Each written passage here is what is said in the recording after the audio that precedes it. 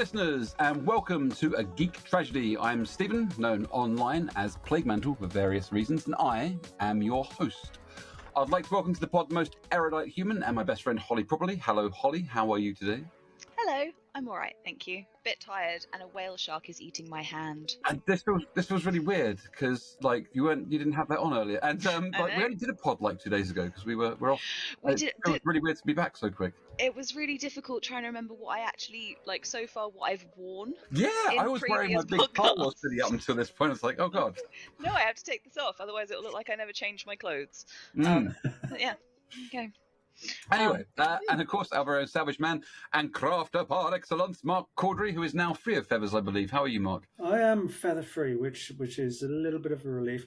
I've started my builds for the Fantasy Forest weekend, which we will talk about later. We will. Yeah. And hidden behind the scenes, as ever, our producer Kit, who is very long-suffering and is named the Best Kit. Not a best kit, not a bestest kit, just Best Kit. Who is out there somewhere. Yep, and they're not saying anything. Pause there for Mark to say airfix. No, I was going to say, Stephen, how are you? Oh, someone's asked how I am. Well, as it happens, I've had a very long... No, I'm not going to get into it too much. We'll be here for ages. Yeah, I'm all right. It's been a good week so far. It's just been jam-packed with getting up early, working till late, and then snoozling until morning again. But that's a good sign because it means we're getting almost there for Fantasy Forest, isn't it? It's just been working for that. Right, it's been a bit of a roller coaster journey for us recently. We've been exploring our experiences and thoughts about how some of the stories that we love we've fallen in love over the years, I should say, because it's really been a journey of like Star Wars and... what was it you did, Mark? Hitchhiker's Guide, you loved that. I love The Shadow. Holly loved, what was it, Abigail? Rebecca. Still good. Over the years, we've changed via different forms of storytelling and medium they've changed through. But recently, StarArs. We've really got into Star Wars and delved into how the franchise growth was specifically linked to the change in format. We went through that quite in detail, and I really enjoyed the last one we did. And my particularly epic speech at the end, which left you all in tears. Gutted. Tears is a little bit strong, but it was very good. Our guests haven't heard that yet, but they will soon. It's pretty cool. We'll bring it back to that later. Or maybe we won't, because we're pretty whimsical in what it is we choose to do next. Who knows where we're going to go. But we did promise over that we would start finishing off a sequence of episodes with a sort of Python-esque something completely different. And we're kind of angling... for a special guest every 3 episodes. Oh God, and stay... it started. Reel it in, Mark. And today marks the... Stop fishing for compliments. Time we'll be bringing someone on board, 2 in fact, from Molinarius Games. And to honour this super special occasion, they're offering us a giveaway, our very first giveaway. I mean, we've tried to give Mark away a few times, but so far that hasn't worked. But an actual prize... That's mean. I am passing this on by name. Actually mean. Be mean to Mark. I'm sorry, Mark. He shows up. That's not me. Is that your highest compliment for me, Holly? He shows up. He's not dead yet. Right. This is pretty new to us, as you can tell. Usually ask a lot of questions, but this time we're all going to have a turn asking questions, and this is all going to be pretty kind of chaotic. But we'll kick off with Beans, who will give us a rundown of our guests and introduce them, because if you want something done, Holly, properly... then I have to do it. Yeah, absolutely. Got that wrong. Ironic. Perfect. So yes, absolutely.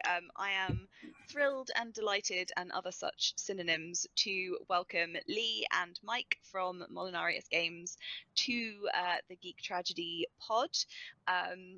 They are absolutely wonderful people, and I've said that multiple times on this pod, in fact. Mark, you just you turn up. These guys are wonderful. We all love Mark. Let's just leave it at that. Hello Lee. Hello Mike. How are you both? Very good. Very excited to be on the podcast, and I also love Mark. I can say Oh, as thanks, well. Lee. He's definitely my third favourite member of the team. The money was in the post. I've just cancelled the check. You should pay more, man. You'd be more than third. And Mike, how are you? Yes, doing very well, thank you. Very well. Very excited to be here. Eager to get into all things geeky. Excellent, excellent. So before we do get into all things geeky, a bit about Molinarius. So they are, well, you guys are. This is awkward. It's not really. I know what I'm doing. I'm a professional. Is a small independent games company that is growing super fast. So when we met Lee last year at the UK Games Expo, there was Lee and a couple of helpers and a giant whale, giant papier-mâché whale, This which papier-mâché whale is featured a lot in our pods. Which is funny, Yeah. really, because that's how whales move around. yeah, exactly. See, it's a member of the team. And when we went back in 2024, there were loads of you, and new games and everything. And yeah, so starting off with one game, the Lakes game, which was made by Lee and your lovely wife, after a trip to the Lake District, and that was about 4 years ago, I think. Yeah. This is like I keep waiting for Michael Aspel to come out. This is your life. life. Unfortunately, you've got Mark. And In a minute, he's gonna be doing that, performing that role in just 2.5 minutes.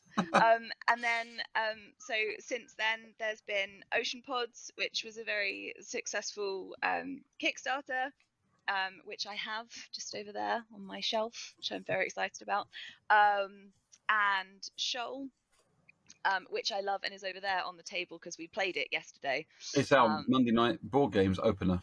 Yeah, we start every games night with a game of Shoal. Oh, We love it. Absolutely love it. I almost won yesterday. Almost, but then I won. I won at Concordia. You did win at Concordia, yes. But then there's also Time Troopers, which is coming soon, which we'll talk about a little bit later on, and which Stephen and I have demoed and is very cool and very exciting. And then some other things are also happening, but we'll save those for later on in the pod. Yeah. So that was that was an introduction there. Excellent. Just gonna have a sip of Ribena. You guys carry on. No, that's really nice. That's kind of spooky that someone knows that much about us, which is cool. But yeah, you've hit the nail on the head, and it's great to be on the podcast. I'm excited because, as I say, I listen to this all the time. So now I'm a bit starstruck listening to you all. It's great. Can't wait. Let's get stuck in. Well, I was going to say, we have met you twice now, and something occurs to me, like that we talked to you a lot, and we absorb all the stuff you told us, and then we buggered off, and then you probably said the same thing to the next bunch of people you met. So you must have said this stuff like 1,000 times to 1,000 people. You probably don't remember the fact that we've remembered it all.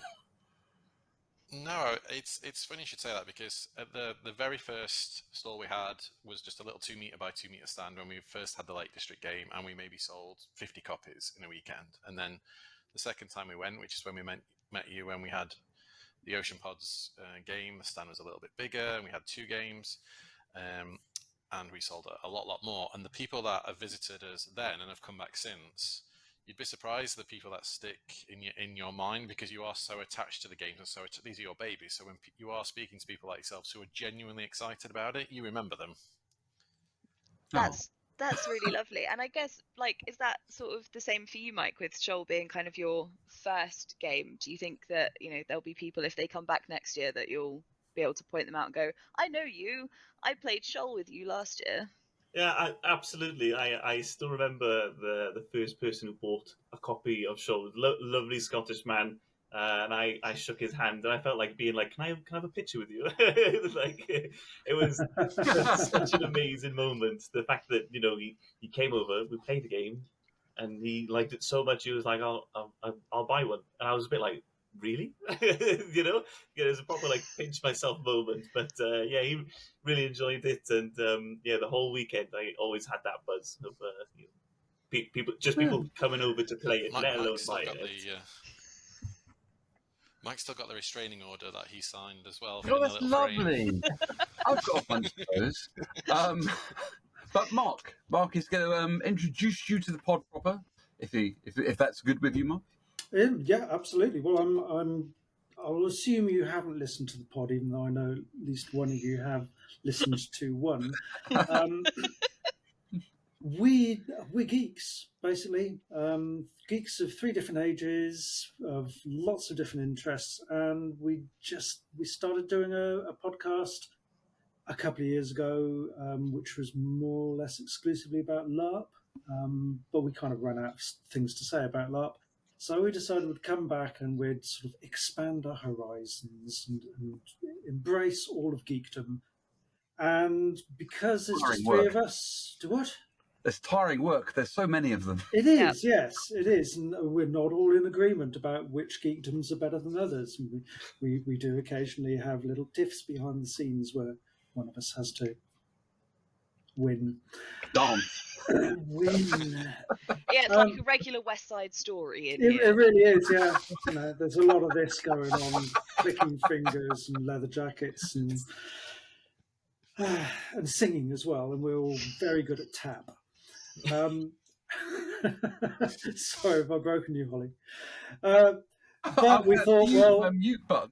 What would be really... I think I've just choked Holly. Sorry. Anyway, acting like a professional, moving on.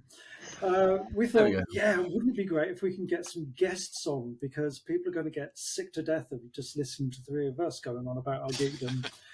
So we thought to dilute the horror of the 3 of us, we would try and entice, lure guests of various geekdoms in, and apparently you guys have geek cred.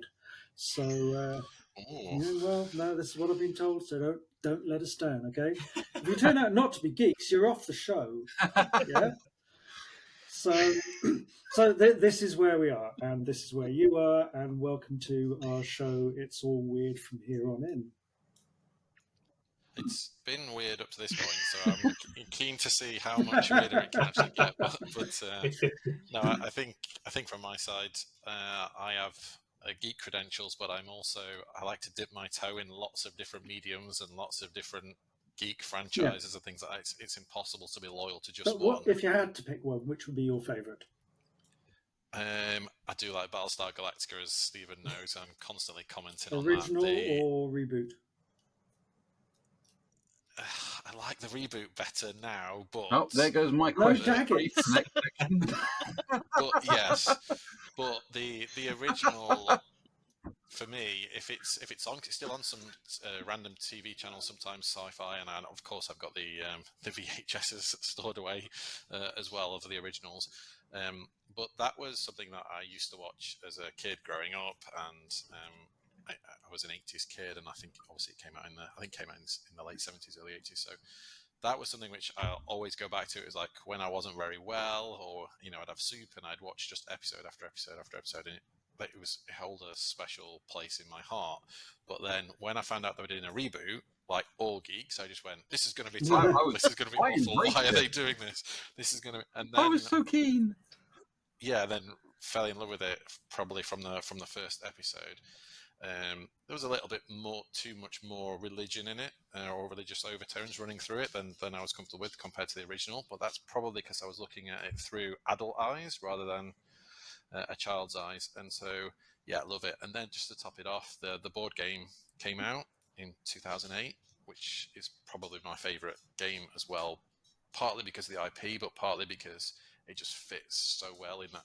It takes 4 hours to play, and you need people who know what they're doing. Someone can't just wander in off the street and play it. So, yeah, you're absolutely right. Battlestar Galactica. We had the board games day about 2 games ago, and one of our players had to abandon their seat because they got a phone call and they had to go home, and we had to slot someone else in who had no idea what Battlestar Galactica was and had not played the game before. They did not have fun. No. What is this trait? What's a Cylon? And I think there's a running theme about being a geek, which is you have to earn your fun. You have to work for it. You have to understand what's going on and earn it. Mhm. It's funny. That's the topic of our so far unreleased Star Wars pod, which is the next one that comes out. We talk a lot about how. Well, that I'm not going to go into it again. What we established that I couldn't be asked to learn it, but Yeah. spoilers. Mike, same question to you though. Yeah. What's your favourite version of Battlestar Galactica? Cinemately dip my toes in quite a lot. I'd say the one that's very consistent is any kind of video game media. But if I had to pick a franchise that I always watch regardless, I would either go for Futurama or anything that's got like a Godzilla in it, anything with a Oh, Zilla. yes. I'm there. -1? What did you think of Say again, -1? sorry? What did you think of Godzilla -1? The -1, it's one of my recent memories that I'm going to remember that for so long. We went to get tickets, and the only ones we could see was called a 4DX experience.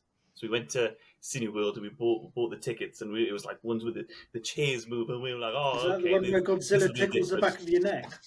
Yeah, that's it. Yeah, it's a big tickle. And we went, and oh my days, we were thrown around. We didn't expect it to be like as from start to finish, but oh my days, we were thrown around. We had like water sprayed over us and absolutely ruined my popcorn. But had an absolute blast. Is that a euphemism? He was very excited. That I was going to say, yeah. primary. The only time I got thrown around the cinema, I got thrown out when I was a kid. That was about. Not the same, is it? I had to get dragged out of the cinema a couple of times when I was young, but that's because my mother would insist on taking me to things like Born Free, The Lion Dies, Ring of Bright Water, The Otter Dies. Explains so much. Mm-hmm. But yeah, Okay. it's not Godzilla. Definitely grew up DVDs watching Futurama. That would always be my go-to kind of Certainly, if I was feeling ill, I'd chuck that on, and I would definitely say it shaped my sense of humour now. So big film. I'm behind that so much.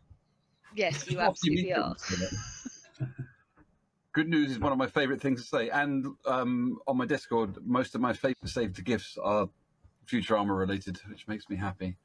And not a lot of people get them. I'll say stuff, and people are like, "What is he talking about?" And I'm like, "Oh, you won't get it unless you've watched Time Keeps Jumping, or Slipping rather. You won't get it at all." And people go, "What's Time Keeps Slipping?" It doesn't matter. Just go away. But yeah, I can completely get that. But yes, so yes, we have established some.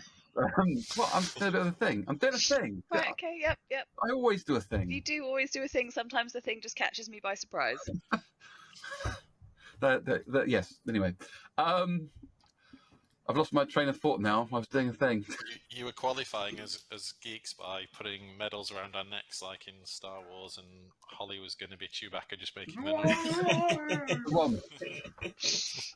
I can probably only make the noise that Chewbacca makes before the Chewbacca noise is actually inserted into the movie, which is basically just someone screaming, and no one needs that. Well, I'm proud of the fact that Lee just did the throwback to the music episode, which no doubt he's just watched. See, I know what's going on. So yeah. Anyway, we yes, as geeks, as Mark says, we love what we love, we hate what we hate, and we really want to find out what makes people tick under the bonnet, and brings out their passion in their hobbies. And it always started somewhere for all of us. Yeah, if you've been listening to us, you know that I am a big Whovian, and Doctor Who's been a hero of mine for years and years and years, and Star Wars has been a heartbeat of my life for a long time, and I've been running around the woods with swords, pretending to be fantasy characters for years, and running my own LARP systems, and all these things have come from, the progression of, I guess, sci-fi and fantasy and stuff on TV and in books and literature and everywhere else. I mean, right now, for example, I'm being even more inspired by The Rivers of London, which I'm reading. I'm almost at the end of, and it's having a huge impact on how I'm writing at the minute. So, we got a bunch of questions. that we're going to ask you. We're going to kind of take turns. They're going to go all over the place. It's going to be quite haphazard. Stay calm. Don't panic. Stay on target. We'll probably tangent off and start talking about leopards or spam or knocking one out. Oh, great minds. But apparently, we did issue your apology. You probably heard us read that out. Yeah, someone actually contacted me to say, "Oh, you've just been mentioned in the podcast. Did you really get your lawyers?" And I was like, "No, that was a joke." So then I was like, "Should I contact Holly again to say, can you just say that was a joke? Can you retract my apology with an apology?" Oh, that would have been so funny. Oh, because then we could have run that for weeks. Oh wait, Yeah, it's like stop digging when you're in the hole. Stop digging. That means that somebody else listens to the podcast. Yeah. Well, me and Mike and I are in a Discord group with lots of other board game publishers and designers, and I can assure you everyone listens to the podcast in that group. Lovely. Oh, that's so nice. Thanks, everyone. Thanks, everyone. Hello, shout outs. I don't know who you are. If you want to come on the pod, send us an email. It won't after this. It won't want to be fun. Reasonable. Anyway, that all came from me saying the words, and Holly saying the words, knocking one out, which is always fun to say, depending on how you mean it, really. But so I was going to kick off, and then we'll go from there. So I kind of went through some of the questions earlier, so hopefully you've had a bit of a think. So, like, your earliest memory. So what was your first big memory that you can relate to now, to being what made all of this stuff important to you? And like I said to you earlier, for me, it was my mum taking me to Star Wars when I was a kid, and just being completely overwhelmed. Big screen. I had a Star Wars duvet, right? That my little Star Wars duvet that my parents had given me, and before the film, I'd seen stuff about it, and I'm like, is this a Death Star? They're like, no, that's a Star Destroyer, whatever. And then when I went to cinema, I remember very clearly the opening scene, and then the blockade runner comes over, and I'm like, is that Death Star? And everyone in the audience like, shut the fucking kid up. Like, is that my duvet? Yeah, and then the Star Destroyer, is that Death Star? But then just being like completely transfixed by the film, and so I probably fell asleep. But I woke up for lots of it. There was stuff happening, and that was me. The playground the next day was just Star Wars. Everyone must do Star Wars, and the world has remained my playground ever since. And I shout the word Star Wars a lot.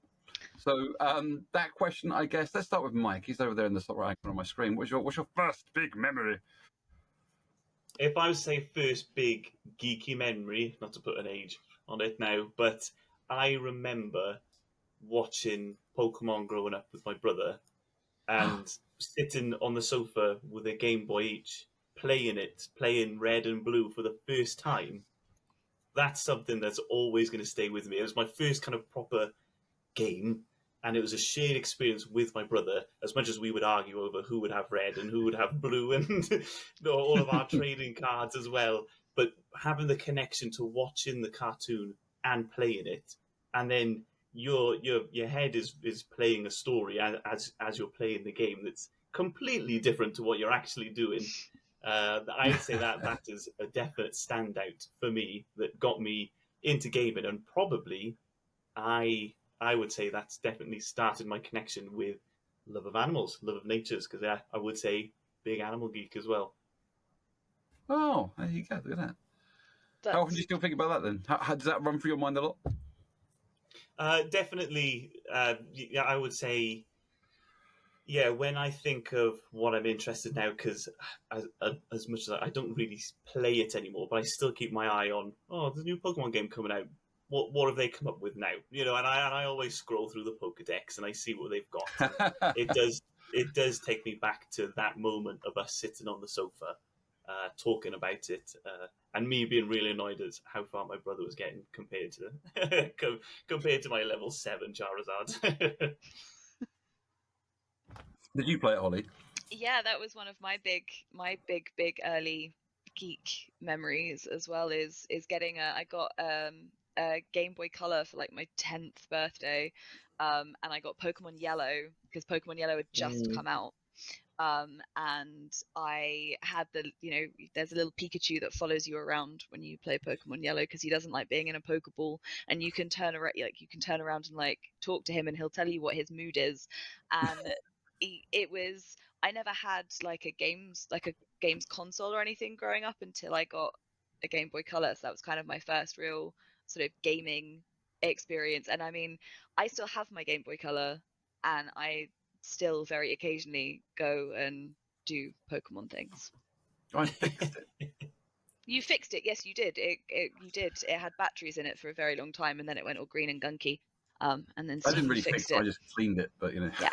But now it works. Like, it's always worked. So it's God. If I got that for my 10th birthday, that Game Boy Color is 24 years old now. Vaguely interesting fact today, when I walked past CEX, there was a in-box Game Boy Color in the window for 225 quid. I kind of wish I had 225 quid now. You do have 225 quid, just not really to spend on. Not to spend on a Game Boy Color. Yeah. There you go. Cool. That's Pokemon. That's the good first one. My first Pokemon I ever got was a sort of electronic Psyduck that stood like this, and it moved and waggled. And when you walk near it, it went Psyduck, and it would do this. And I was in my 20s at this point, and Pokemon was quite new to me. And I've still got it somewhere, I think. And it's very old now, though. And if you put battery in it, it just goes, yeah. And it makes me really sad. It's just showing the process of aging. Yes, yeah, it is very Psyduck that it has turned into something that's going Could be 250 quid one day. Okay. What about you, Lee? What's your early memory? I mean, you've already spoken about Battlestar Galactica. Is it going to be that? No, I'll change the topic slightly. But yeah, I'm being an elder statesman. My consoles didn't come around till I was slightly older. Mine was a ZX Spectrum, which took about 3 hours to load, and then you played it for 2 minutes, and then it would crash. So I think one of my favourite memories and something which got me into kind of fantasy worlds and things like that was I was quite hyperactive as a child, which probably is not a surprise to you. Now you've met me a few times. And my grandfather would sit and read The Hobbit to me, which when I would go around and see him, and it's kind of, obviously he's not with us anymore, but it's kind of it was the only thing that I would sit still and he would do all of the voices and everything else. And I remember finishing that book thinking, I could see the book getting towards the end and I didn't really want it to finish. I did want to know the end of the story, but at the same time, it was great quality time with my grandfather. And then when that finished, he just randomly said, "Oh, there's three more of these books." Surprise! But but at that point, I was at school and reading myself, and so he would read the big words and I would read the little words, and so that was kind of I wasn't interested in reading at all, but that quality time and that investment and wanting to know what happened, I think was really important for my child as not just for fantasy, but also learning to appreciate reading and literature and everything else. So I think that was a cool little introduction from him, and that's definitely shaped my life. That's awesome. I just want you to know that like you have activated Holly's wholesome mode. And I guarantee you right now that if Holly wasn't on this podcast and she was listening to this, she would now go and find you and follow you immediately on whatever format that you were on, hearing those words. Yep. Oh yeah, for sure. Sorry, No, Holly. it's wonderful. No, that's a really good thing. And I didn't, personally speaking, I didn't have that in my childhood. My grandparents were all like kind of long gone by the time I was small, and my parents worked all the time, so I didn't really have that. But I did listen to. I had the BBC audio. Have you ever heard the BBC version of that from the early 80s? I had the black box. In fact, I've still got it. In my Instagram pictures, you may see it occasionally on a shelf. The big tape deck of that, and I used to listen to that all the time and pretend that someone's reading it to me. And that was. Bless you. Yes, it was a very sad and lonely childhood. That's not really, but yeah, that was. So I get that. It's cool.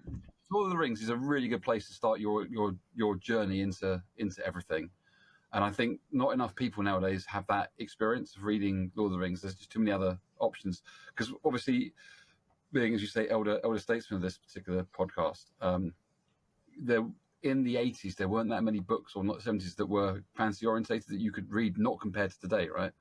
You had like the Weird Stone of Brisingamen, if anyone remembers that kind of stuff. Yeah. Alan Garner. I loved Alan Garner when I was a kid. But that was it, right? Alan Garner, a bit of straight up, because you have to read it at school when I was a kid. You don't have to do that anymore because there's actual books. Like what? Actual book. There were actual books in Well, the he's 80s. dead. What's he gonna do?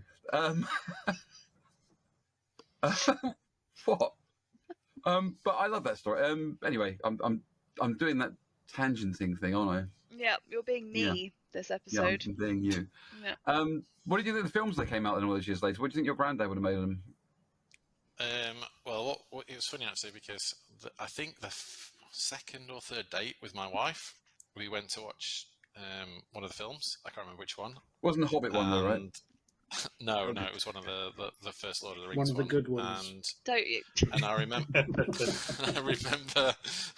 I remember being really excited about it, and obviously really into it. And it was a 3 hour, 15 minutes or something film, and my wife had not read the books and had no interest in it whatsoever, but was kind of doing it because she was interested in dating all of this. All those trees. Yeah, and so we didn't talk for like 3 hours, 15 minutes, then came out, and she said, on the way out, she said, "So what did you think?" And I went, "I was a bit disappointed, actually." So I thought maybe there won't be a fourth date or a fifth date, but unfortunately there was. You got through that with the skin of your teeth. Yeah. Amazing. That's awesome. We went to see all the remastered versions back to back for the anniversary last year. The extended versions back to We back. went to one of the the pitch house? What was it called? Harbour Lights. It's Harbour Lights in Southampton, and they painted the doors with the big white tree as you went in. That was gorgeous. They had like all of the Lord of the Rings Funko Pops in existence behind the bar and stuff as well. They were rubbish waiters. We went in at like 11 o'clock in the morning, and the manager introduced the whole thing and was like, "This is happening because I really like Lord of the Rings and I manage a cinema, and I wanted to sit through all of the extended editions back to back. Like, let's do it." And you did watch the first one. Like, I'd never seen them in the cinema. This was the first time I'd ever seen them in the cinema because I was like kind of 10 or 11, like when Fellowship came out, and I watched them, but I would never have been able to sit still in the cinema for that amount of time. And I watched the first one, and I was just like completely enthralled. And then we all went outside, got some fresh air, came in, watched Two Towers. After Two Towers, came back outside again for just to breathe air and get food and do stuff. And honestly, you walked in and you could just smell nerd. Like it was it farts and popcorn. Yeah, it was bad. And it took you quite a while to get used to it again, but overall it was one of the best geeky experiences I think I've ever had. There we go. Okay, so there you go. There's your two early memories, and then we've sort of stuck some stuff on top. I'm going to let Mark go next for a question because we've done loads of talking, and Mark just kind of sat down the bottom. So Mark will ask you some good questions. Mark, do you have a question? Completely different tangent here. I mentioned briefly at the start that back in the late 90s, I was part of a small games group, and we actually got some games published. You will never find them now, but they were on the shelf for a while. But that process was a real foot slog. It was going to places like Hasbro with a bag full of prototypes and sitting down and talking to somebody, or getting a stall at the Earl Court's toy fair. But that was back in like the late 90s, and I was really wondering, what's the process like now? How did you find the process of getting a game published? I think it'd be kind of cool to hear Mike's story, and because obviously Mike's a designer and I'm a publisher, so we can hear what Mike did and then how we met, because we only met because of Mike's game. So that might be useful. It might be a 5-minute story, but I think it would answer all of your questions. Okay, you saying your story is really boring, Lee? No, I'm joking. I think it would be interesting obviously I tend to lean towards the publishing side more now, whereas Mike was brand new and he's only a year or less into this. Yes, he's only a year old then. He's only a year old. Surprisingly tall. It's glandular, isn't it? What is he, a clone or something? Mike, tell us everything. So, from a pitching perspective, it took me a good while to get the confidence to actually get to want to publish, to pitch the game. Went through, ebb and flow of I think I've got a good idea. Will people care about the idea? Should I do this? Should I, why should I do this? Look at all the amazing games out there. Why would someone want mine over theirs? Because I'm fairly new into the board game hobby. If I'd say I'd put 5-6 years into it of me being, this is great. Something, I'm not too sure what it was. It clicked. My wife bought me Evolution by North Star Games, and that definitely for me, I was like, look at all these pieces, look at these mechanics. This has a result on this and this and this, and it has the knock-on effect in it. It was the sweet spot of putting traits on animals to evolve them to then be the best. So it connected with my kind of animal interest. But then it was the right play length as well that I was like, you know what, should we go again? And I had that variation. So it started way back then, and I over the years definitely found out what I enjoyed, what I didn't enjoy. So I knew that I wanted to make a small box game, but a small box game that had enough replayability. So wanted it to be small so it was a lot easier for me to manage. Didn't expect it to take about a year and a half for me to then go, you know what, I think I'm ready to pitch it to people. How long did you think it would take? Say again, sorry? How long did you think it would take in your head? I naively thought it would be under a year, I'd say. But, life just kind of happened. Whilst I had the idea, I got married, so I had to park an idea for a bit and spend some time on that. Things down. To get some boring stuff done. But when that was done, I was able to just focus on it. What level of prototype did... Sorry, Karen, I was going to ask what level of prototype that you had to get to before you went, I'm going to present this. I went from scraps of paper, lots of doodling. I've always been into doodling, got told off a lot in school for doodling my books. So, and you say doodling excellently. Lots of scraps of paper, lots of just kind of seeing what would work, and the key mechanism of I knew that I wanted cards to go on top of one another, or about different managing resources. Originally, it was going to be about creating a pyramid of cards to make a hermit crab shell, because putting one card on top of another, you couldn't have all the resources on one card. You'd have to sacrifice one in order to gain another, and then that would change as you would stack up the cards. So then putting the pieces of paper together, laying them all out, seeing what works, what didn't work, and as that built towards me kind of pitching it to Lee, I think I put the pressure on myself to say, this isn't good enough, I need to make it a little bit better. It was, at the start, it was just basic circles, squares, and triangles, so it was easily recognizable, but I was like, in order to get someone's interest, it needs to have a bit more character. So I got rid of that, and then I put the illustrations together. So in order to get it to a pitch level that I wanted, I went away and made a how-to video, a 2-player demo video, and then I discovered that I also need to make a sell sheet. So by finding things online, it had to be an A4 kind of piece of paper, and like an A4 pitch of how to play the game, why people want to play the game, why it's fun, and how it works. So it, all in all, took a good year and a half to get it to Christmas last year.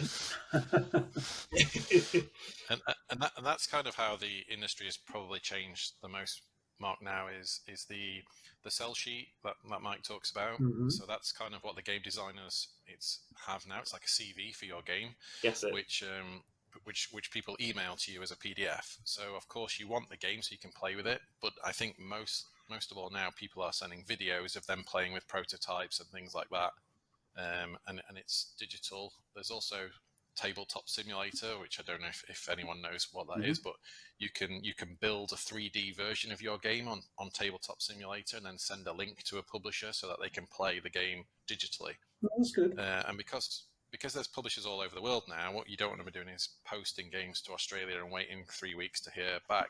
When you can just send them an email link and they can play it online. So it's kind of an oxymoron that games are so, or tabletop games are doing so well because it is tactile and is away from screens and things like that. But to get through that prototype phase, we do use that technology. So it's a little bit of a contradiction.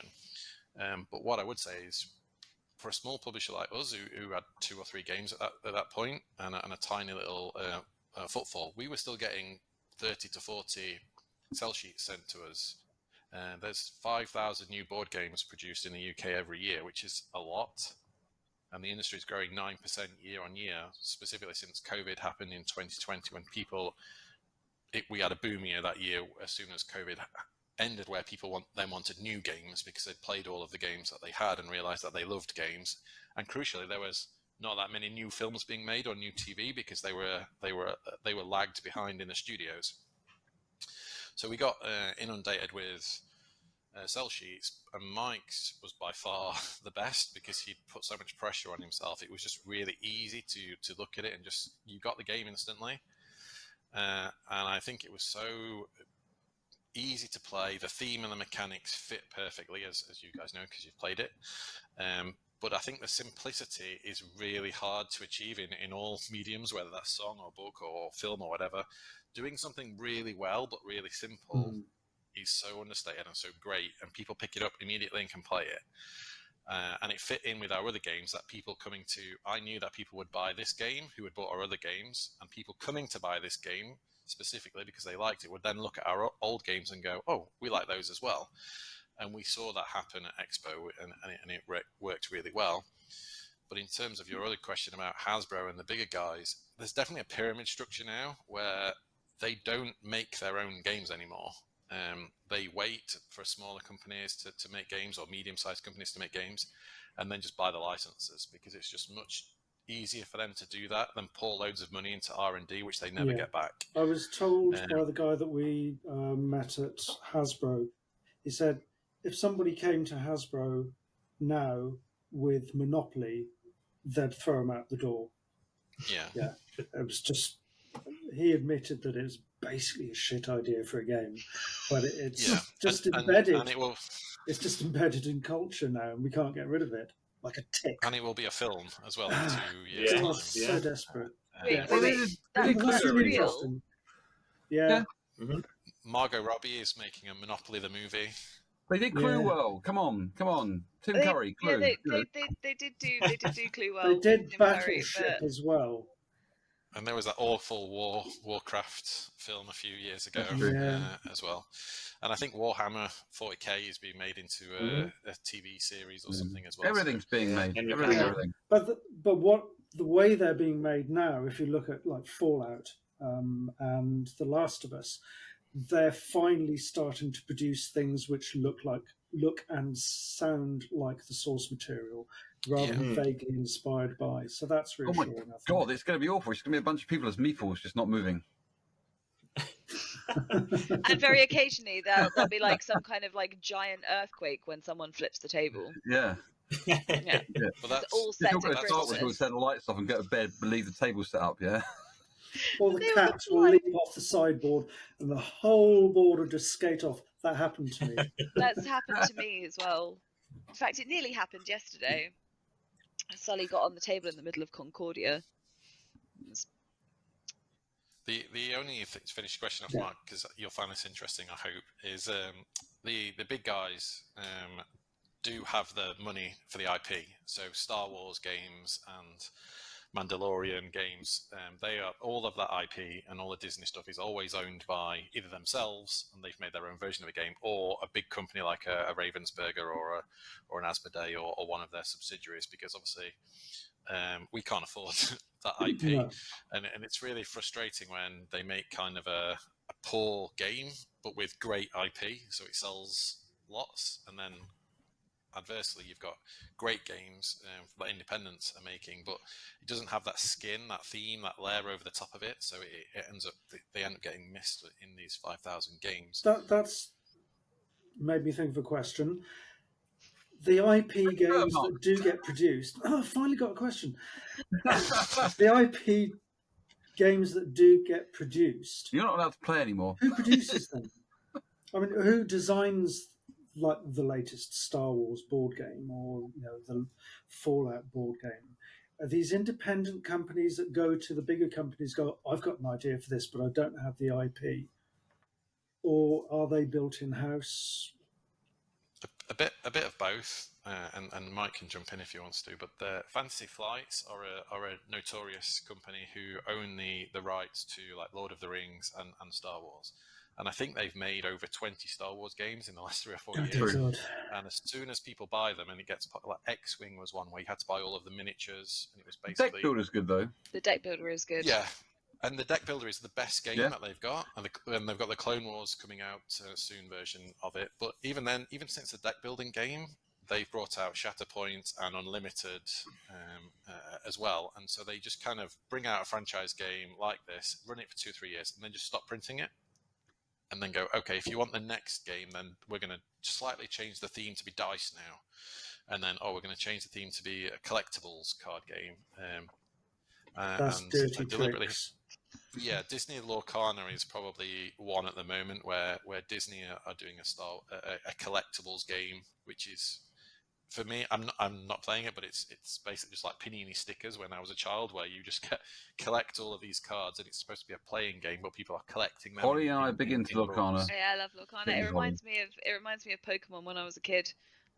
Yeah. Like it's the opening the packs and not knowing what you're going to get. Like we play as well. Like I used to play Pokemon in the playground when I was a kid, and now I play Lorcana kind of, and I get that. I get that it's all a huge marketing ploy, but it's one that lets me open interesting packs of things. And it's enjoyable, and I haven't got anything against that, but it's impossible for a smaller indie company to just go. I mean, we tried to get the intellectual property for a game called Micro Machines. Oh, what a great game!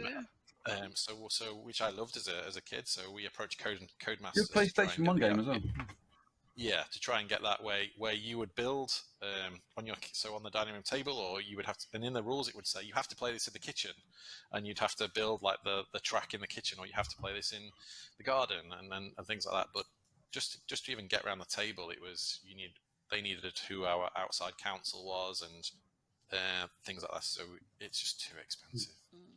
Right. Well, Mark has taken up Holly's question time, so we're going to move on to section 4 now. Sorry, Beans. That's all right. I know you had a really good couple of questions lined up, but Mark's greedy. No. To be honest, actually, a lot of the things that I would have asked about, I think we've kind of covered. The one thing, very, very, very quickly, that I would like to ask Mike. Oh, you've got time. I was just looking at the questions for the next section as well. And we've kind of touched on several of them already in the opening bit, so you've probably got some time to go for a question. Well, in that case, there's one that I would very quickly like to ask Mike, which is, did you draw because you said you love doodling, which I can't say half as well as you can.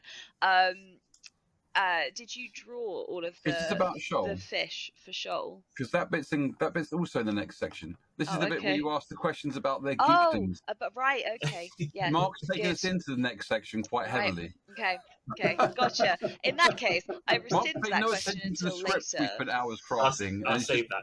One. You saved that one. Yeah, that's great.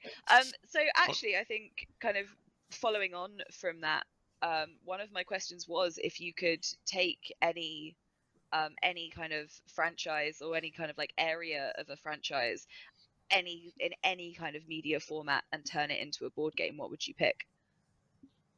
Oh, what a question. He comes out with the best. Yeah, no limits on, like... So I pre-warned you about my difficult questions.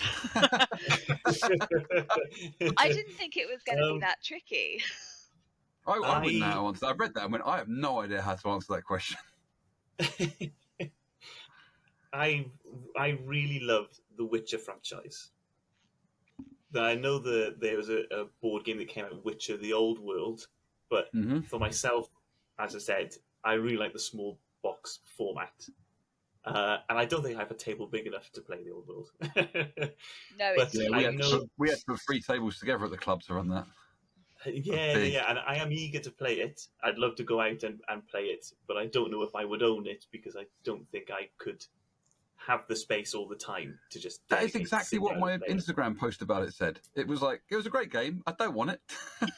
Yeah, No exactly, idea exactly. But I'd love that in a small box format. But as I'm saying that aloud, I think they are coming out with an unmatched Witcher. So that is one that I'm excited for. That'd be cool. Nice, Excellent. cool Witcher franchise. Excellent. What about you there? What about you down there, Lee? Have you got a franchise that I've not seen in a game yet? one you'd like to make a game or in? that one you just like to make a game about? It's going to be Battlestar Galactica. Yeah, probably it probably would be. But that's cool. But the old one where it got Moffat and Starbuck was sexist and everything else. Bring back all the 70s tropes that you got away with. You could call it By Your Command. Yeah. That would be cool. That would be. I've never actually played the Battlestar board game. I've played Unfathomable, which is the Cthulhu kind of version of it. Like it's the reskin.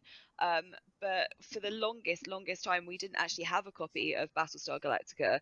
Well, we did, but it was in Portuguese. Yeah, so I've got a Portuguese copy of Battlestar Galactica because some people were like, "You haven't got Battlestar," and they sent me a copy, and I'm like, "This is in Portuguese." So at some point, pod listeners, I might run a competition. If you're Portuguese, you want to win a game, or you speak Portuguese and want to win an unopened copy of Battlestar Galactica, I'll probably give that away at some point. Or just email me or whatever, and see what we can come up with. There is no 007 James Bond board game worth its salt, and I think that's a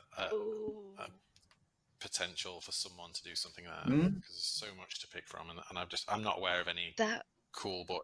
There are board games out there, but none of them have kind of hit the spot. That's very true. I can't think of it. The only thing that I can think of is that there is a James Bond the role-playing game which is completely and utterly unplayable. The rules do not make any sense at all. That's very true. I've got people that love rules, and I've given them to them, and they've gone like, "I don't understand this game." It's very common. It's just loads of tables. It's got really good handouts. It's from like the late 80s, I think, and it's got beautiful envelopes full of for your eyes only information inside the game and stuff. It's very beautiful. But maybe me and Mike can contact Barbara and see if we can get a license. Do it. That'll be fun, and then we can say that the idea was had here. Yeah, we could do a crossover with Ocean Pods and call it License to Krill. That would be the best like that. Just as a new expansion, be wicked because you could be playing Ocean Pods and then you also have to contend with like a speedboat race between two liners that are just very slowly coming together. You could do that with cars. You've already got Octopussy. Yeah. James Bond. James Bond. Okay. All right. Yeah. So this. Find it at the UK Games Expo 2025. There you go. So, like, we've done almost 55 minutes of this nonsense. This is supposed to be somewhere in like the kind of 40, coming out to 45 minutes. But we've gone a bit off tangent. But we have answered some of the questions that I've got in the last sections for like, tell us about Molinarius, and you've gone through quite a few things. So that's all good. Holly did want to ask you like what your favorite book or genre is, but you've done that. And I think you've done the kind of like different formats thing. I was going to ask what games started you off designing games, and Mike's already answered that one. So I mean, the only thing I had left to ask you was what's in your geekdoms, right? Any of them really? What is your big happy trigger? Like, I love the smell of new books or opening a board game. That big smell you get, or the sound, the music of Doctor Who that makes you kind of go, "Oh yeah, that's fucking awesome." What's your big trigger for happy? Either of you, Mike, go first. What's your big trigger? If I was being board game specific, I would say if you was to take the wrap off of new cards, having that smell is, I suppose, that takes me straight back to what I said earlier: opening Pokemon cards, playing Pokemon game, collecting them. That is a definite happy place for me. Yeah, give it the big hug. Give it the big hug. Yeah, exactly. If it wasn't that, I would say completing part of a map in a video game. Definitely being like, Right. I want to go over there.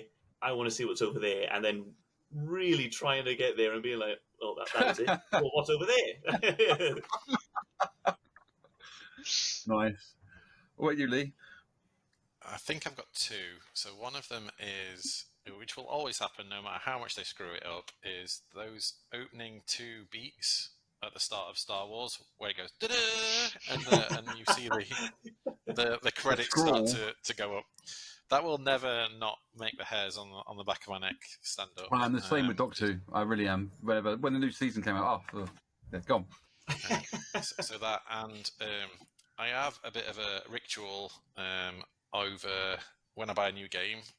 I have a cup of tea and I have 2 crumpets and I read the rule book and I settle in. Don't you get crumpet butter all over your new? No, it's a big no-no, but as a Yorkshireman, it's the only way to What do do you put on your crumpets? This is a must-know question. Oh yeah, good point. Yeah, good. Just butter, Just nothing exciting. Yeah, I have tried it with different things, but yeah, just butter. In fact, I've gone. Exciting news! I've gone to Pikelets at the moment because the crumpets are getting a bit too Oh, for my liking. So are all your board games covered in oily fingerprints then? No, just the instruction books. You have to come south at some point because on our games day, whether it is the role-playing day or the board games day, we open the doors, and if you come into the little tuck shop area straight away, first thing we serve is crumpets and tea and coffee. For our board games day, that's our opening gambit for anyone coming in. Yeah. And if there's some left over, you can have them for lunch as well.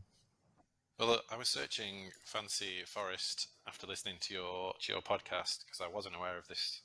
I'd obviously not been before, so I was searching that and I thought, wonder if we'd sell many games if we were to try and come in as exhibitors next year. So potentially we could see you at Fancy Forest next year as well. That would be so much fun. Okay, so we've talked a lot about oh god, we've talked for ages about we love it. We're just chatting really. It was my favourite kind of pod, to be honest. We've talked about what led you down the road to board gaming design and all the other things you probably do in your spare time, because I have no idea whether you do tabletop role playing or just play board games or you juggle fish or whatever you usually do in your spare time. I have no idea. Probably shouldn't juggle fish. They live in the ocean. Your game taught me that. If you're quick, you're all right. That's right, everyone. You heard it first. Molinarius Games are fish jugglers. Don't bring the lawyers back. Not a euphemism. Could you just go? So we've already talked about last year at the expo. We got to the Ocean Pods launch, and this year it was Shoal. And we did your playthrough for Time Troopers. And I remember when we chatted to you there, Lee, you said you had this big corporate job once, and then you kind of want to do something else, and then you kind of had a bit of fortune in the fact that I think you said you were kind of made redundant or something at the time, and then happened to be able to go into board gaming. And then Mike come along with his pitch for Shoal, which you've already explained. Did you say you launched it at the expo rather than doing Kickstarter? We did, yeah. We didn't.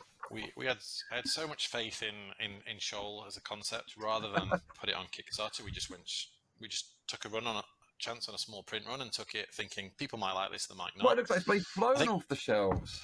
Yeah, we've had to buy some more, so we've had to get some more made. So that's good. And it's all in retailers now, so you're not having a copy back. We have. It's signed it. Yeah, that'll be worth something. Yeah, absolutely. It's got a Mike Peacock fish drawn on it and everything.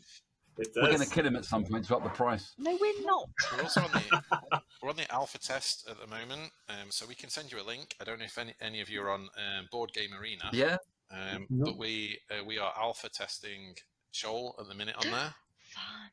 So you'll be able to play Shoal on your phone as well, which kind of, board games should be tactile, and we always recommend that they should be played. But it's very useful for us showing people the game and demoing it, see if they like it and that kind of thing. So yeah, that'll be cool because that'll be out on in the next couple of weeks. Funny really, because when you brought it up earlier, you said it's not tactile anymore. I don't like Board Game Arena for that very reason. During lockdown, I played it too much a bit, and I was like, I don't like it. When people are like, do you want to play? And I'm like, well, I suppose you are in Canada. Doesn't make it a bit tricky to actually bring the game over. I suppose we'll play it. But when it's people down the road going, "Should we play board game?" You're like, "Get off your ass and let's go down the pub or something." Christ, It does work though. I think that I've spoke to a few publishers about this, and it does. There is a direct link between it going on Board Game Arena and increasing sales. So people do kind of trial it and then just go, "I'm going to buy this." Yeah, I think lockdown put me off it a lot. I still will play it, but it's just not as good as it was. Anyway, so you've talked about lakes and launching Molinarius already. Mike's talked about designing Shoal and what was like pitching it. That was a question on here that wasn't it? Oh, yeah. I was just going to say, can I ask a question that I think is going to be kind of like next in the line? Mine's about Time Troopers. Mine was also about Time Troopers. Well, mine was about Time Troopers first. Fine then. And it is time related, so maybe you should go first. Go on, off you go. It's linear concept. So, there's obviously lakes, shoal, and ocean pods kind of sit in one side. They sit in Molinarius Blue, and then Time Troopers is in like a new Molinarius Black. Molinarius Black, it's kind of like a new sort of I don't know why I'm section. answering that. Stephen, tell us about Lee and Mike's things. Well, as far as I remember them saying, Blue was like family-related games and stuff they knew the race sell, and Black was stuff where they had people coming over and might not like their family-related games. So they opened up the other side of it, but I can't remember much else they said after that. I feel like I should just hire you to do all of our media, Stephen, because that's bang on. So it's to do with, in all honesty, Time Troopers is the game that I've been wanting to make forever, and I didn't know how to make it. It has got dinosaurs in there. I have to say that now. When you told me that other thing, you were like, keep that on the download, and I was like, all right, I'll keep that on the download. No, it's fine. So yeah, there's loads of stuff in there, but it was a game that I didn't really know where to start. I didn't know the industry. It would be kind of just like deciding, I'm going to make a film, and you're going to make like a 5-hour biopic about Napoleon. You kind of cut your teeth with small films first. So we have made these smaller games, one because they're really cool, but also because they're relatively low risk in terms of funds, and we can throw a few thousand, and if it doesn't work, it's not the end of the world. Whereas a Time Troopers costs a lot of money to produce, but also the target audience is slightly different. So people will come and you rightly said, they'll come and buy a Shoal, they'll buy an Ocean Pods, they'll buy a Light District game, and they're £10-12 each, and so that's relatively low investment, and they'll take them away. And if you play it 40 times, great, it's a good investment. But the people that love those games aren't the type of people that are going to love Time Troopers. So we've split the company in half so that we can market it to very different people. So Time Troopers will be on GameFound, but our smaller games are always on Kickstarter because we've already got a following on Kickstarter. Oh, that's clever. Strategic. Whereas GameFound is a little bit more geeky gamers, for want of a better phrase. So if you're on GameFound and don't think you fall into that category, get off. Dude, away with you. And so yeah, it's definitely around the marketing and the target audience. So to the point that next year we'll probably have 2 stands. They'll be next to each other, but if you were walking past, you wouldn't necessarily notice unless you noticed the little Molinarius badge that they'd be adjoined, because they'll be completely different. One will be all dark, kind of geeky, with the time gate that you saw. Are you indicating that geeky geeks are goths and whatever? Well, we are. There's a Venn diagram. I'm not saying any. But also there's rainbows and sunshine and people who want plushies that glue together. So that's why we're splitting the company in half. Unicorns. Yeah. That's cool. That's right. So I mean, there's obviously going to be sort of more in the on the kind of the Time Troopers geeky gamer side, which is very exciting. In the future. In the future. There's a Shoal reference. Are there any plans for sort of new things in the works on either side? Well, I was going to say you've got Cake of Doom, haven't you, picked up? Because you sent us a press release about that. I don't know what's doing your press release at the moment. You can send them down. I'm like, I should go and shout it out of the window. I open up the window and I gather people from the street. Gather round, hear ye. Well, I don't want you to take this personally, Stephen, but I do send this to hundreds of people just so it's I know what you said to me, and I'm like, I'm not relying on you just telling everyone person by person. But yeah, so yeah, we acquired a company, Rainy Day Games, which is again just prevalent of how far we've come in the last. How so Hasbro of you? Yes, exactly. But this was Amar and Pearl who made this game, Cake of Doom, which is you play an alien race who are using cake to bribe humanity to take over the world. Is the cake a lie? No, it's not. Well, yes and no. It is, but it's raspberry jam. So yes, it's very quirky. It's very out there. Some of the very abstract, but also very fun, and it's still same size box as a Shoal. It will still fit in our family zone. But Amar and Pearl, who made this game, really, really nice people, but they did a Kickstarter and didn't really know what to do next.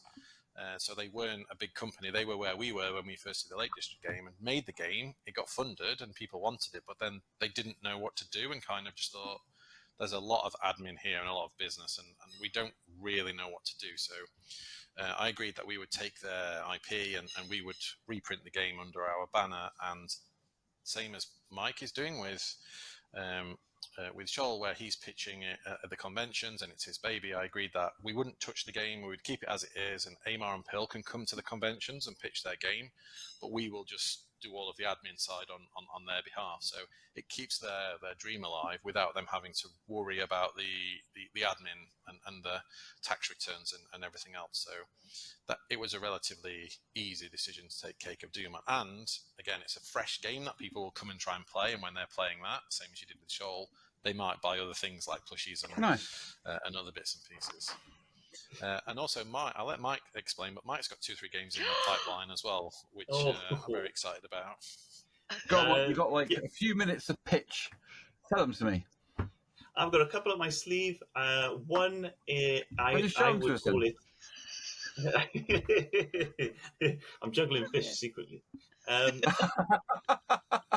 I was to describe one, I would say it was a animal-based dance battler. Is how I would go it. I'm sold. Yeah. The Centipede. Exactly. Take my money. Centipede probably would win, Mark. Yes. Although I've heard they don't have rhythm. There is a Grease Leopard card. Excellent. Hang on, we've got the copyright on that. No. Wait a minute, let me ungrease my leopard. Okay, so I'm already immediately sold on this one. We need no further explanation. What's next? You're all right, Molinarius Blue.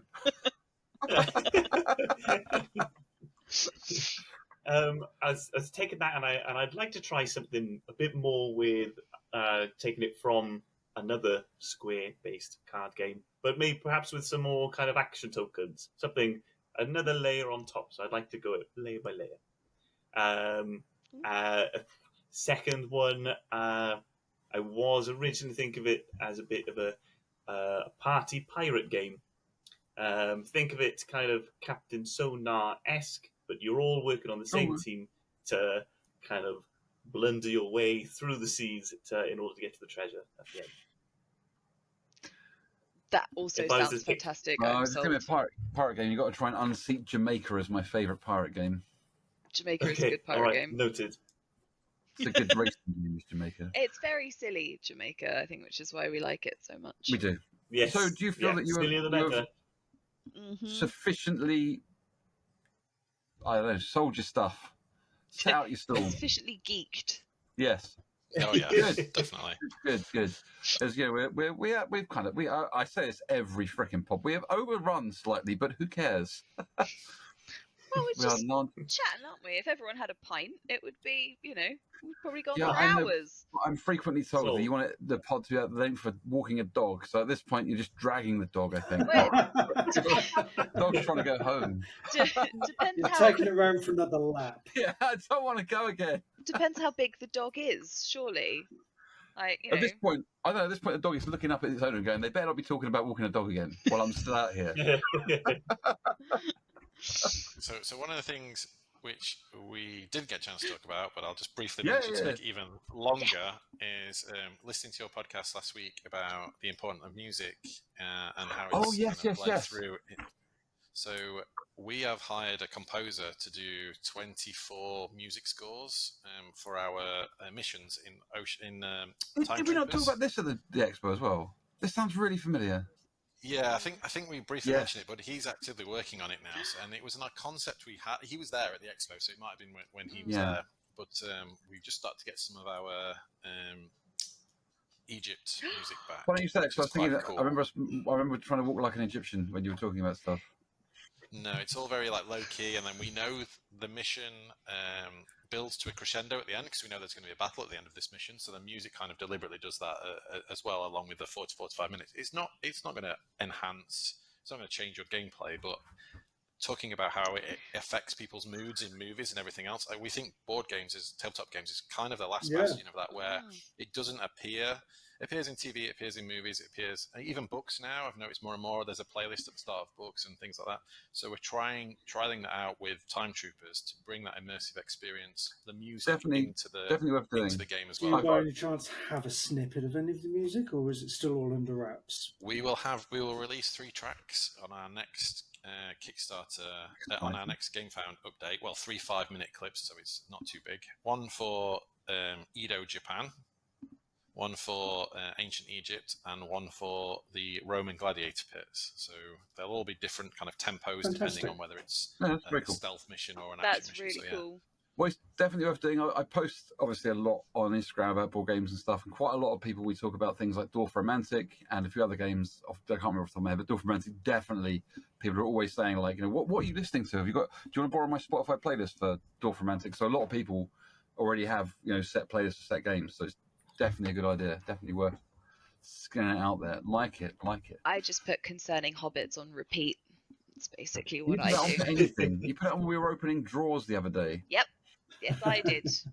But the thing with that is what you're putting on, whereas the person who's responsible for designing the game, putting the music to it, the same as a movie, is they can put the mood music to the game itself. And they can put surprises in there, and like imagine playing a horror game with a soundtrack that you didn't know there was going to be jumps and stuff in it as well. I think this will be the norm over the next 2-3 years. I think it's wicked cool, and I've never ever kind of seen any like actual like publishers do it. Like Stephen said, there are people that have playlists for specific games or campaigns or whatever, but I've never seen it kind of embedded into sort of like when you get a game, there's already like that playlist there, and it's had music kind of composed for it. I think that's really cool. Cool. I'm excited.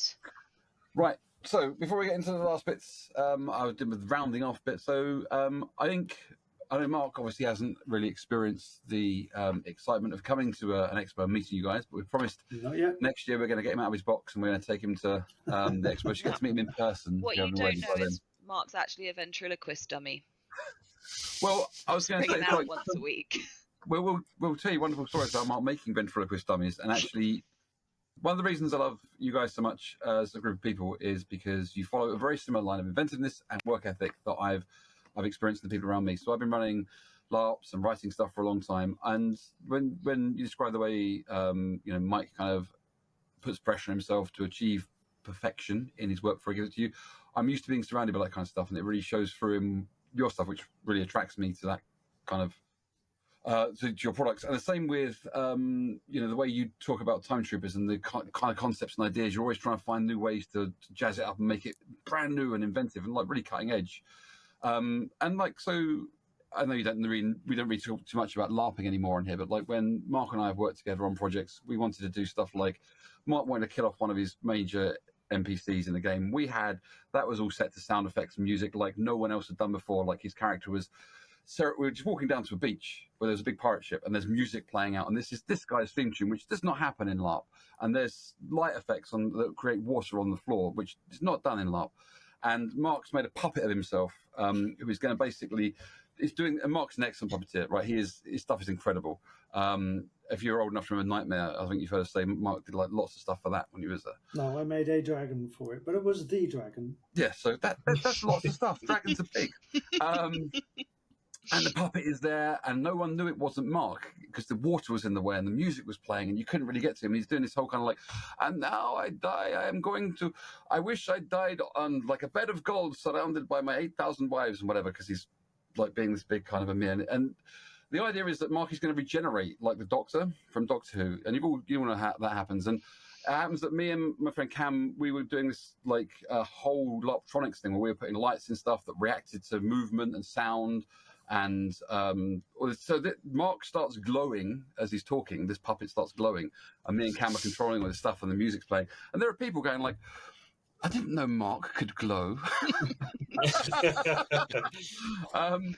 And then he just starts to really, and everyone's like, "What the fuck?" And then the lights And then I go off. levitate. Don't forget the levitation. He Yeah, he's levitates like us. floating up in the air. Everything's going on. Then lights go out. Mark hurls this puppet into the woods. And before the lights come back on, his replacement is there and he's regenerating it. It was all kind of glorious. And that kind of level of work and commitment just to one moment of excellence is the kind of stuff that I really enjoy seeing in the products I pick up and buy and the people I talk to. And that's very much kind of what I get a lot of the vibe from Molinarius, which makes me really happy. Yes, Holly? I was going to say it also shows in the papier-mâché whale. Yeah, that kind of stuff. You know? Yeah. I think that and the yeah. octagon that we built, that was in my conservatory for a good few months. So yeah, I mean the bar's been raised every year. That already people are like, well, what are you doing next year? And I was like, I might have a year off. Well, if you want to regenerate on set, into Mike. I'm just gonna have a comfy chair in the corner for Mike and everyone for Mark, sorry, and everyone will be like, oh, doesn't that puppet look real? So, Lee and Mike have been kind enough to offer us a copy of Shoal, just the one copy of Shoal, for the low price of answering one simple question. That question has been selected by Mike, who obviously is into his sea life in a normal way. Nothing weird about Mike. Juggling fish. Into sea life in a normal way is now the name of this podcast. It is. That's the name of the episode. We've done it. There we go. I'm getting that on a t-shirt. That question, ladies and gentlemen, is what is the name of the shark in Jaws? Which shouldn't be too difficult for you to answer. You can answer that question after the pod has been released, obviously, because you'll hear this question there, and we'll post up loads of information on our social medias. You can kind of send in the answers, email it to us, whatever. But that'll all go up then, and we'll pick a name out of a hat from the winners, and then Molinarius will post you a copy of the game. It's wherever in the world, not on the moon. Yeah, that right? Yeah, it has to be on planet Earth. Oh, yeah. Yeah. How about inside? Yeah. Oh, right, cool. The mole people can get a copy. Well, that's good news for the Wombles, isn't it? Love it. Okay, right. Anyway, that has been a very long pod. Thank you for listening, everyone. That is definitely up. We hope you've enjoyed this deep dive into the psyche of our glorious guests and gained some insight into what has made them do what they do, particularly juggling fish. In a normal way. In a normal way. Is there a normal way to juggle fish? I don't know. Then why would you say it? Well, I don't know. I just felt like it. Look, this whale shark is eating my hand. So it is. As always, the gag remains. It's been an absolute pleasure chatting to them, and we're definitely keen to grab them back on for other pods when your new games that you have hidden up your sleeves arrive, or just generally if you want to chat, because I've really enjoyed this. It's been a very, very nice pod. It's nice to have some guests on. Yeah. Great to meet you both. I had a great time. To be on, and I think that's the most I've heard you speak, Mark, as well, this podcast. So that's good as well. Let me ask you a load of questions in the middle. He went sharp. Yeah, I'm going to get that in the neck after we've signed off. Anyway, for us, it's all prep, because we are off to Fantasy Forest next week. So this pod will be on stage at Fantasy Forest, and the next time, if you hear it there, we'll be releasing a bunch of pods that will either be getting out live, which is unlikely, but depending on the equipment that we actually can use at Fantasy Forest, because we're still a little bit up in the air on whether we'll have any decent internet access. But hopefully we will, and we'll get straight out and actually broadcast. If not, pre-recorded there should be a couple of pods from the stage. We've already got some guests emailing us saying they want to come on, particularly that interesting stilt walker dressed as dressed in marine life as well. Yep. Very marine-based pod. So you might be hearing these very words uttered from the stage itself. You just want me to go, don't you? No. Holly's doing a big. I'm just interested in what's going to happen next. It's hard to say. Anyway, where are you going with this, Stephen? towards the end of the pod. Just Okay. Gently. So it's goodbye from me. Oh, and it's goodbye from me. And it's goodbye from me. And Goodbye from me. the power of the quintuple goodbye. Yes. Have an amazing week. Much love, everyone. Goodbye. Bye. You have been listening to A Geek Tragedy with me, Plague Mantle, and my best friend, the excellent Holly Properly, and our actually famous guy, Mark Cordory. If you like this, there is plenty more at patreon.com/A Geek Tragedy. Production is by Kit Britnell. Our logo and artwork is by markcordory.com. Music is by Borislaw Kozielski. Follow us on Instagram and Facebook at A Geek Tragedy. Email us at geektragedypodcast@gmail.com. Subscribe, leave us a rating and a review. And don't forget to tell all your geeky friends. Also, a big shout out to all of our genius geeks. We adore each and every one of you. And of course, much love. Take care of each other.